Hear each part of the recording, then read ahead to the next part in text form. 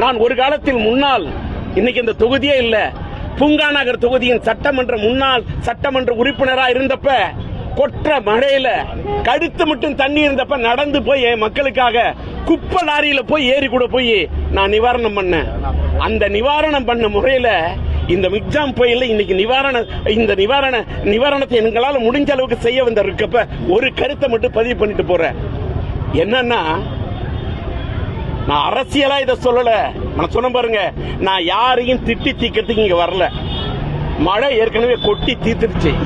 ஒண்ணு சொல்றேன், யாரு மேல குறை சொல்லியும் புண்ணியம் இல்ல. ஆண்டவா, கர்த்தரே, எல்லாமல்ல ஈசனே, இயேசுவே, பிரைஸ் தி லார்ட், அல்லேலூயா, இன்ஷா அல்லாஹ், பிஸ்மில்லாஹ், எல்லா இறைவனை ஏக இறைவனை பார்த்து சொல்ற, மக்கள் நல்லா இருக்கணும், மக்களுடைய நலனுக்காக நான் குரல் கொடுக்கணும் அப்படிங்கறத நான் முன்னாள் சட்டமன்ற உறுப்பினரா இருந்த அப்படிலாம் நான் வரலங்க. நான் ஆக்கப்பூர்வமான கருத்துக்களை பதிவு பண்றதுக்கு மட்டும் தான் வந்திருக்கேன். நாங்க கொடுத்த இந்த அரிசியில போய் வீட்டுல போய் அவங்க சோறு ஆக்கி திங்கும் போது, இந்த அரிசி நாங்க கொடுத்தோம் இல்ல, இந்த ஒவ்வொரு புடி அரிசியை யாரு அள்ளி கொடுத்தாங்களோ, யாரு உதவி செஞ்சாங்களோ, அவர்கள் அத்தனை பேருக்கும் நான் நன்றி சொல்றேங்க. இந்த மக்கள் சார்பா நான் நன்றி சொல்றேன். ஏன்னு கேட்டா, நான் 1980 ஒருதலை ராகம் எடுக்க வந்தப்ப அன்னைக்கு இருந்த சென்னை வேறங்க. அன்னைக்கு சென்னையில பாத்தீங்கன்னா, நான் ஆக்கப்பூர்வமா பேசுறேன், அன்னைக்கு சென்னையில இருந்த ஜனத்தொகை என்ன, இன்னைக்கு இருக்கக்கூடிய ஜனத்தொகை என்ன? அன்னைக்கு பாத்தீங்கன்னா இருந்த கட்டடம் 15% தான் கட்டடம், 25% தான் கான்கிரீட் பிளேசஸ் கட்டடம், மீதி 75% மண் தரை இடங்கள் இருந்தது, நிலத்தடி நீர் கிடைக்கும் அன்னைக்கு. ஆனா இன்னைக்கு 15% தான் மண் இருக்கு, நிலம் இருக்கு, மீதி 75% 85% சிட்டி ஃபுல்லா வீடு, கான்கிரீட் கட்டடம், எங்க பார்த்தாலும் சிமெண்ட் தரை. தண்ணி எங்கெங்க ஓடும்? வருஷம் மழை பொழியுது. மழை பொழியும் போது அந்த வெள்ளம் எங்கே ஓடும்? நமக்கு மழை பெஞ்சா நம்ம ஓடுறோம்ல, நம்ம ஓடுறதுக்கு இடம் தேடுறோம்ல, வெள்ளம் ஓடுறதுக்கு இடம் தேடுது. அதுக்கு என்ன இடம் இருக்குது? ஒன்லி ஏரி, ஒன்லி குளம். ஏரிய காணோம், குளத்தை காணோம். வெள்ளம் எங்க போகும்? சாலையில நிக்குது, ரோடுல நிக்குது. ஏன் இந்த நிலைமை? அன்னைக்கு இருந்த ஜனத்தொகை என்ன, இன்னைக்கு இருந்த ஜனத்தொகை என்ன? வெள்ளக்காரன் காலத்துல இது ஒரு சாதாரண இந்த பெருநகரத்தை, மாநகரத்தை, தலைநகரத்தை உருவாக்க மெட்ராஸா இருந்தப்ப, இந்த சென்னை மாநகரத்துக்கு மொத்தமா 3 ஆறு, கொசத்தலை ஆறு ஒண்ணு, இன்னொன்னு கூவம் ஆறு ஒண்ணு, ரெண்டாவது 3வது ஆறு அடை ஆறு. இதுக்கு பிறகு அங்க போய் முட்டைக்காடுல சேரக்கூடிய 4வது இடம் அங்க பேக் வாட்டர். இந்த 4 தளத்தையும் இணைப்பதற்கு வெள்ளக்காரன் போட்டு வச்சிருக்காங்க பக்கிங்காம் கால்வாய். அந்த பக்கிங்காம் கால்வாயை போய் இணைக்கணும். அதை இணைச்சாதான் தண்ணி போய் கடல்ல கலக்கும். பக்கிங்காம் கால்வாயில போய் பாருங்க, ஃபுல்லா குப்பை தொட்டியா, குப்பை மேடா உருவாக்கி வச்சா எப்படி தண்ணி ஓடுங்க? நான் எம்எல்ஏ இருந்தப்ப அவ்வளவு கஷ்டப்பட்டு இருக்கேன், இப்பவும் சொல்றேன். இந்த மக்கள் கஷ்டப்படும் போது என் மனசு தாங்கல, மனசு கேட்கல. ஒரு ஆக்கப்பூர்வமான கருத்து அரசாங்கத்துக்கும் அதிகாரிகளுக்கும் போய் சேர வேண்டும்.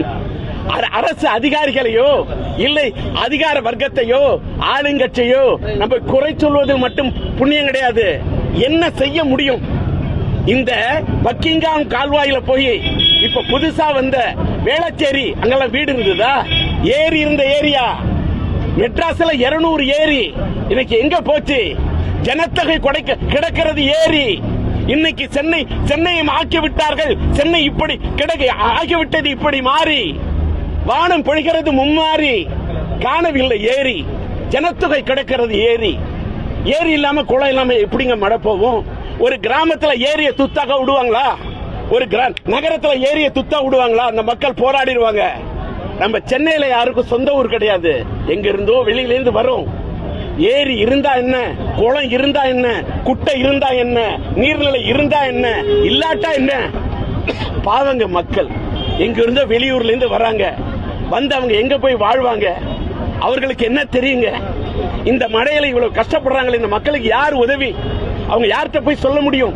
அவங்களுக்கு எப்படி விழிப்புணர்ச்சியை ஏற்படுத்த முடியும்? ஆனா ஒண்ணு இல்லைங்க, இவ்வளவு ஏது ஒரே ஒரு கருத்தை பதிவு பண்ற. மன்னர் ஆட்சியில மறைந்து விட்ட ராஜராஜ சோழனாக இருக்கட்டும், ராஜேந்திர சோழனாக இருக்கட்டும், பராந்தக சோழனாக இருக்கட்டும், மன்னர் காலத்தில் உருவாக்கப்பட்டது ஏரி. மன்னர் ஆட்சியில உருவாக்கி வைத்தோம் ஏரி. ஏன் மக்கள் ஆட்சியில உருவாக்கவில்லை ஏரி? எங்க போனுச்சு ஏரி? ஏரி இருக்க வேணாம், இருந்த ஏரியை காணும். புதுசா ஏரி உருவாக்க வேண்டும். இந்த கருத்தை இங்க நான் கோரிக்கை வைக்கிறேன். அது மட்டும் இல்லங்க, நான் முன்னாள் ஒரு சட்டமன்ற உறுப்பினரா ஒரு ஆக்கப்பூர்வமான ஒரு விஷயத்தை சொல்றேன். நான் பல நாடுகளை சுற்றி வந்தவன் என்ற முறையில் இந்தியாவின் பல மாநிலங்களை சுற்றி வந்திருக்கிற டெல்லி இருந்ததுங்க, பழைய டெல்லி. அங்க உருவாகி இருக்கிறது புது டெல்லி. அதுக்கு பேர் நியூ டெல்லின்றாங்க.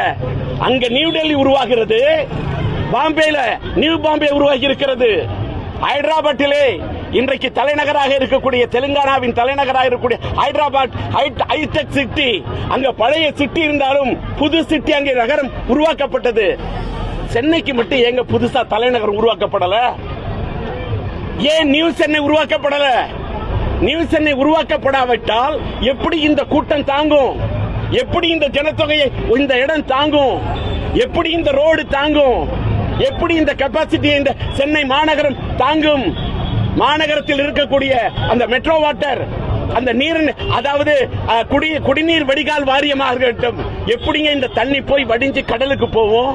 பக்கிங்காம் கால்வாயில அதை கொண்டு போய் வேளச்சேரியிலிருந்து, அந்த மடிப்பாக்கத்திலிருந்து, பள்ளிக்கரணையிலிருந்து அந்த ஏரியாலாம் தண்ணியை கொண்டு போய் கரெக்டா பக்கிங்காம் கால்வாயை இணைக்க வேண்டும். 4 இடத்துல தான் இணையுது. கொசத்தலை கிட்ட இணையுது, கூவத்துக்கிட்ட நேப்பியார் பாலத்துக்கிட்ட இணையுது, அடுத்தது அடையாறு கிட்ட இருந்து இணைக்கப்படுகிறது, அடுத்தது முட்டைக்காடியில் இணைக்கப்படுகிறது. இவ்வளவு பெரிய ஜனத்தொகை உள்ள சிட்டி, பெருத்து விட்ட இந்த சிட்டிக்கு 4 இடத்திலே இந்த பக்கிங்காம் கால்வாயிலே இணைக்கப்பட்டால் போதுமா? போதாது. புதிய திட்டங்கள் வகுக்கப்பட வேண்டும். அது மட்டுமல்ல, மழைக்காலம் வந்தால் அரசு மட்டும் முன்னெச்சரிக்கை நடவடிக்கை எடுத்தா போராதுங்க. மக்களுக்கு விழிப்புணர்ச்சி வரும் வேணும். மழை வரப்போகுது, வெள்ளம் வரப்போகுது, புயல் அடிக்க போகுதுன்னு சொன்னோன்னு என்ன பண்ணணும்? மழை வந்தா என்ன வருது? பால் பாக்கெட் வாங்கி வச்சுக்கணும். வேற வீட்டுக்கு நிச்சயமா கரண்ட கட் பண்றாங்க. ஏன் கட் பண்றாங்க? கரண்ட விட்டு வச்சாக்க ஷாக் அடிச்சு மக்களுக்கு உயிருக்கு ஆபத்து, உயிர் சேதம். அரசு என்ன பண்ணும்? அதனால கரண்ட, நான் எம்எல்ஏ இருந்தது, முன்னாள் எம்எல்ஏ, அதனால சொல்றேன், கரண்ட கட் பண்றாங்களா, வீட்டுல கேண்டில் வாங்கி வைக்கணும். மக்களுக்கும் அந்த முன்னெச்சரிக்கை நடவடிக்கை வேண்டும். டார்ச் லைட் வச்சுக்கணும், கேண்டில் லைட் வச்சுக்கணும். ஒன்னே ஒண்ணுங்க, மேட்டு பகுதி இருக்கு. அண்ணா நகரை பத்தி எனக்கு தெரியும், எனக்கு அசோக் நகர் பத்தியும் தெரியும், எனக்கு கே நகர் பகுதியை பத்தியும் தெரியும். அதெல்லாம் வேறங்க. அண்ணா நகர் வேறங்க, ஆர்கே நகர் வேறங்க, அசோக் நகர் வேறங்க, இங்க இருக்கக்கூடிய கண்ணகி நகர் வேறங்க, ஜே நகர் வேறங்க, எம்ஜிஆர் நகர் வேறங்க. இந்த பகுதி மக்கள், இந்த நார்த் மெட்ராஸ், பழைய மெட்ராஸுங்க, இது தாழ்மையான இடங்க, தாழ்ந்து கிடக்கக்கூடிய இடங்க. இது பூங்கா நகர் வேற, இங்க இருக்கக்கூடிய ஆர்கே நகர், ராதாகிருஷ்ண நகர் இது வேற.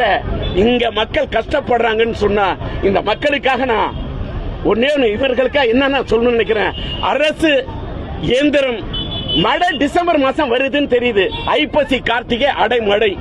மழை வந்தா நம்ம வீட்டுல கொடையை தேடி வைக்கிறோம்ல, அதே மாதிரி இந்த மழைக்காலம் வந்தால் அரசு சில முன்னெச்சரிக்கை நடவடிக்கை வந்த பிறகு நிவாரணம் கொடுப்பது ஒரு பக்கம் இருந்தாலும், அதாவது வருமுன் காப்போம், அதாவது prevention is better then the cure என்று ஆங்கிலத்தில் ஒரு பழமொழி சொல்வதை போல இந்த மழைக்காலத்துக்கு நான் சொல்றது என்னன்னு கேட்டா, அரசுல பணியாற்றக்கூடிய எந்த பதவியில் இருக்கக்கூடியவர்களும் இறங்கி நின்று வேலை செய்யணுங்க.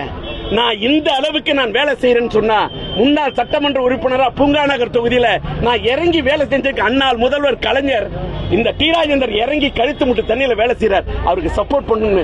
மறைந்து விட்ட முன்னாள் அமைச்சர் கோசிமணிகிட்ட சொல்லுவாரு, அண்ணன் ஆற்காடு வீராசாமி அண்ணன் அன்னைக்கு மந்திரியா இருந்து அவர்கிட்ட சொல்லுவாரு, அண்ணன் நேரு கிட்ட சொல்லுவாரு, அண்ணன் பொன்முடி கிட்ட சொல்லுவாரு, அண்ணன் டி ஆர் பால் கிட்ட சொல்லுவாரு, அத்தனை பேர்கிட்ட சொல்லுவாரு. நம்மளுடைய இங்க சென்னை மாநகரத்தின் மேயராக இருந்த முன்னாள் மேயர், இன்றைக்கு ஹெல்த் மினிஸ்டர் இருக்கக்கூடிய மா சுப்பிரமணியத்திட்ட சொல்லுவாரு. இவ்வளவு எதுக்கு? இன்றைக்கு தமிழக முதல்வராக இருக்கக்கூடிய முன்னாள் சென்னை மாநகரத்தின் மேயராக இருக்கக்கூடிய கலைஞருடைய புதல்வர், இன்றைய முதல்வர் அன்புக்குரிய அண்ணன் தளபதி ஸ்டாலினிடம் கூட சொல்லுவாரு கலைஞர். இந்த ட்ரைனிங் தான் நான் பேசுறேன்னா, இவ்வளவு ஏரியா பத்தி சொல்றேன்னா, இவ்வளவு விவரம் சொல்றேன்னா, இது எனக்கு கலைஞர் கொடுத்த ட்ரைனிங். என்னுடைய குருநாதர் கலைஞர் கொடுத்த ட்ரைனிங். அந்த ட்ரைனிங் தான் இவ்வளவு இருக்கக்குள்ள. அதனால என்ன சொல்றேன், மழைக்காலம் வருதா, மக்களுக்கு இந்த ஒவ்வொரு ரேஷன் கடையிலையும் கொடை கொடுங்க, மெழுகுவத்தி கொடுங்க, டார்ச் லைட் கொடுங்க. அது முன்ன இல்ல, ஒரு இடத்துல போய் பிரெட் 1000 பிரெட் ஆர்டர் என்னால பண்ண முடியலங்க. என் தொகுதி எம்எல்ஏ நான் இருந்தப்ப ஒரே நேரத்தில் 5000 பிரெட் ஆர்டர் பண்ணி கொடுத்தேன். இன்னைக்கு பிரெட் கிடைக்கல. அதனால ரேஷன் கடைகளில் பிரெட் கொடுக்க வேண்டும். கொடை இதெல்லாம் மழைக்கால நேரத்தில் இதெல்லாம் தயார் பண்ணி வைக்கணும். அது மட்டுமல்ல, எல்லை ஓரத்தில் பாதுகாப்பு படை இருப்பதை போல இப்ப மழை வந்து மக்கள் எங்க பாதிக்கிறாங்கிறத ஸ்கேன் பண்ணி இதை ஆராய்ந்து அந்த இடங்களில் அங்கே ஒரு பாதுகாப்பு மையம், இந்த மக்கள் தன்னார்வ இன்னொன்னு படகு கடல்ல போகும், அது மட்டும் போதாது. இந்த மழை காலத்தில் தண்ணியில மக்கள் மிதக்கிறாங்களா, அதுக்கு படகு வேணும். அந்த படகை வச்சு காப்பாற்றுறதுக்கு தன்னார்வ தொண்டர்கள், அந்த தோழர்கள் வேலை செய்யறதுக்கு அதுக்கு உதவிகரமாக ஒரு பாதுகாப்பு படையை, இது எல்லாத்தையும் நம்ம உருவாக்கி வச்சுக்கிட்டாதான் மக்களும் அரசுக்கு உதவி செய்ய வேண்டும். 2 சரம் சேர்ந்தாதாங்க சத்தம். அரசோட மக்களும் முன்னெச்சரிக்கையாக இருக்க வேண்டும் என்பதை இந்த வாய்ப்பை பயன்படுத்தி இந்த கருத்தை பதிவு பண்ணி விடைபெறுகிறேன். நன்றி, வணக்கம்.